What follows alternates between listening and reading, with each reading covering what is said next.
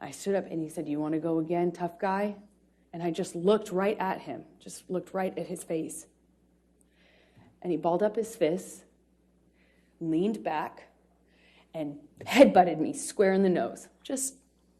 And one's natural primal instinct is to kind of duck and cover. So I ducked and covered. This is Amber describing how Johnny hit her and assaulted her. You can see her forming a fist and showing how she was hit. Then that is how Johnny described being abused and hit by Amber. He's seen ducking and hiding from being hit. That's the difference between their two explanations, and fans are siding with Johnny on this because his words. Came up like this, sort of protecting my face, but at the same time, with her arms swinging wildly, I put my arms out and Even his stance proved that he was being assaulted. From his explanation and behavior, he gives the vibe of an assaulted man explaining his situation, but Amber, on the other hand, looks like the abuser. You see my little sister with her back to the staircase, and Johnny swings at her, and I don't even wait I don't hesitate, I don't wait, I just swung at him.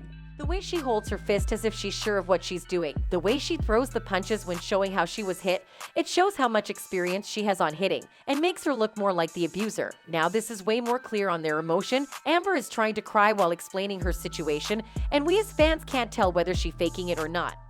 I know you can't hit a woman, you can't hit a man, you can't hit anyone, you can't just hit somebody because I knew it was wrong, and I knew that I had to leave him.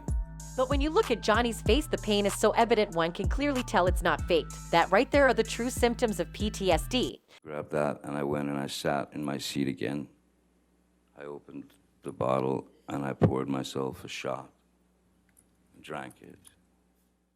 He looks so troubled, as if he can clearly remember what had transpired that day, and being reminded of it is haunting to him. No tears are seen from Amber's eyes, and a minute later she's seen smiling while continuing her story. But that's not the case for Johnny. Even after she's done with that part of her tale, he's seen visibly hurt and traumatized, because that is not how he remembers the events to have transpired. During Johnny's testimony at the beginning of these trials, Amber watched him while he was on the stand, listening and writing on her notepad.